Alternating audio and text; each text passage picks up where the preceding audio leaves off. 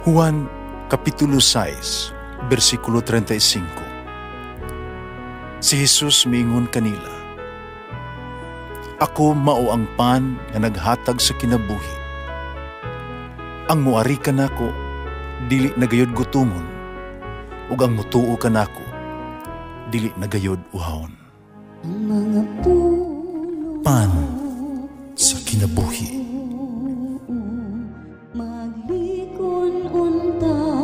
Sa mong pagtuo o gagakakabi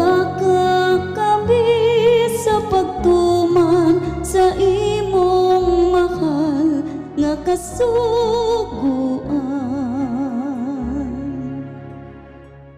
Ang Ginoo na kaninyo. Santo sa Ebanghelyo sa mala ni San Lucas. Si Jesus miingon sa iya mga tinunan,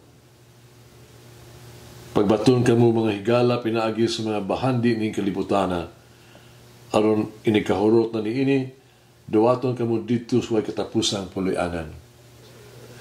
Kinsa gatong kasaligan sa gagmayng butang, kasaligan usab sa dagko. Ug kinsa kadtong libungan sa gagmay mga butang, libungan usab sa dagko. Busakon kamo dili kasaligan sa inyong paggamit sa bahandi ning kalibutana, kinsa mapiyal kaninyo sa tinuod nga bahandi. O kung dili ka mo kasaligan sa butang sa uban, kisay mo hatag kaninyo sa inyong kagalingong mga butang. Malitaw ang mga himong ulipon sa duha kaagalon. May tabo gayod nga iyang dungtan ang usa iyang higugmaon. Uno nga niya ang usa iyang tamayon. Di ka mo makapaulipon sa Dios o sa sarapi. Sa pagdungog sa mga Fariseo ni ining tanan, ilang gibugabulan sa Jesus kay makisapi man sila. Mingon si Jesus kanila, "Pagka matarong kamo atubangan sa tao, apan nasayon ang Dios sa inyong kasing-kasing. Ug ang giisip sa mga tao na bililhon kaayo, walay bili atubangan sa Dios." Ang Ebanghelyo sa Ginoo. Pasalamati ang Ginoo kay siya maayo, ang iyang gugma mulungtad hangtod sa kahangturan. Pasalamati ang Dios sa tanang mga Dios, ang iyang gugma malungtaron. Pasalamati ang Ginoo sa mga Ginoo, ang iyang gugma malungtaron.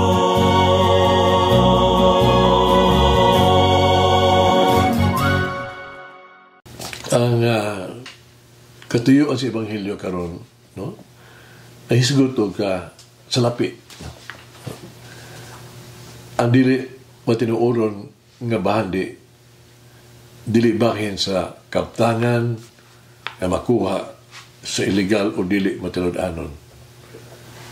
Kaya nagtumong sa kung unsa ang gisaligan sa mga adunahan o gihatagan o dakong pagtagad nga mao ang salapi.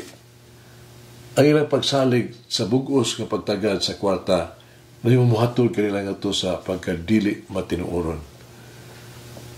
The mammon, mao kini usa ka Aramaic nga pulong nga nagahulugag sa lapi, kabtangan, o bisan unsa nga bililhon. Ang mga pulong nga mammon o bahandi, kalibutan mao karoy gigamit isip murag kaatbang pas pagpili, no? Sa Dios nga mao ang tinuod nga nato nga bahandi.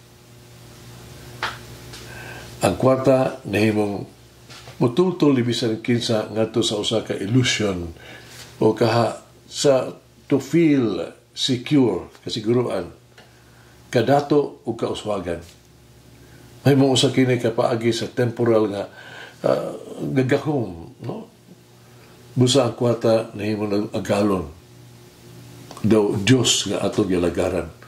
Kwarta na ang Diyos para kanato. O bisan kinsa na himong maulipon ini. Ang mga Pariseo nagtuo nga ang bahandi timaan kini sa espesyal nga gugma sa Dios, blessing kini ang kwarta. Ang kwarta sayop nga ipakasama nga ang Dios sa mga tao, no? As mura gitawag to kwarta Dios na. Ang Pariseo nagtuo nga ang pakadato may timailhan na kita gigugma sa Dios.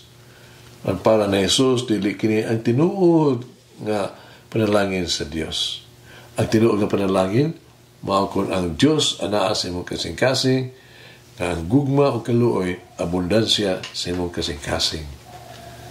Ang salapi ug material nga kaptangan dili kinahanglan nga ituwag to kini panalangin sa Dios.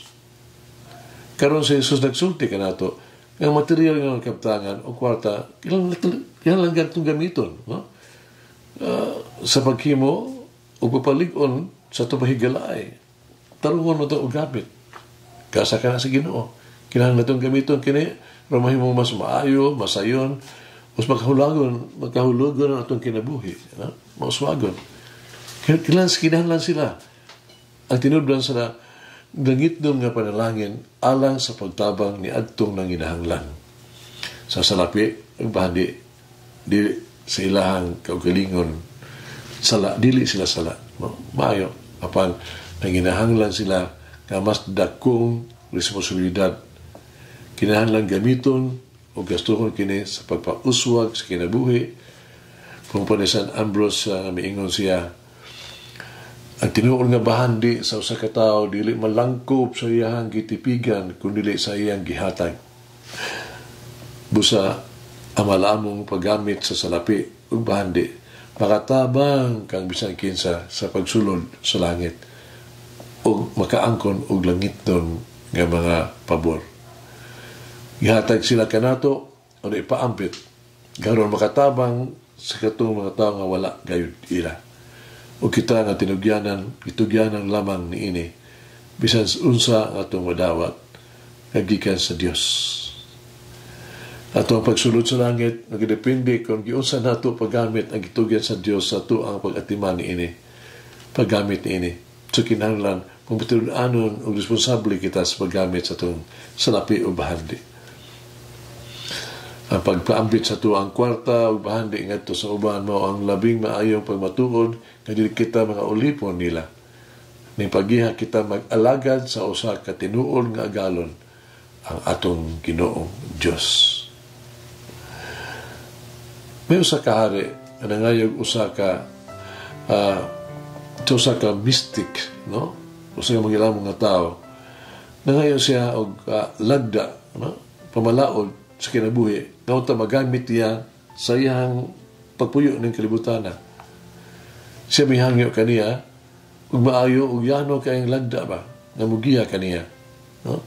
Di paghimo siyang paghari pagdumala karon dunay malinaw ug mauswagon o ang kining gitawag og mistiko kini magialamon mihatag sa hari nining mga lagda. Pumpa niya buhata ang justisya. Pag-alagad sa balaan. No? The Holy. Tabangi ang mga kabos. O hinudumi kanunay ang Diyos. Hagit kinabuhi. Ang samay angay na akong buhaton para mapakita ko na ang Diyos maagyan akong bahandi. Magampo kita. Among maluluyon nga Ginoong Hesus, ikaw ang among bahandi, ikaw ang among kinabuhi. Uban sa minusulong nga kasing-kasing mabusanon kung mangayo sa imong pasaylo. Wala akong magseryoso kanimo. Wala akong magbantala sa imong kaayo. Wala akong ibarug para nimo. Ni kinabuhi uyon sa imong sa among pagtuo katoliko. Uban sa minusulong kasing-kasing umaluyon nga Ginoong Hesus sa ada ko kanimo nga maghinlo ako magbago sa akong kinabuhi pagsunod kanimo sa hingpit nga walay kondisyon ug gabilin uban kanimo matinud-anon ug lig-on. Amen. Mama Mary, grant me the grace to see how money and fame can take the place of God in my heart. Mulang hinang Diyos mga gawang sa tanan, Amahan, Anak, Espiritu Santo. Amen. May the Lord of the divine mercy bless us all, heal us from all diseases and suffering. Ayun unta niya kita, tanang mga sakit na sa lawas o sa kalag, body and soul. In the name of the Father, the Son, and of the Holy Spirit. Jesus, I trust in you. Amen. Whoever eats the bread of life will never hunger, says the Lord. Kay galaan inyong nabati ang pagpaambit ug hamubong pamalandong sa pulong sa Dios, pinaagi sa tulumanon, pan sa kinabuhi, nga gidumala ni Monsignor Daddy Silva. Hangtod na usab sa sunod higayon, daghang salamat. The bread of life will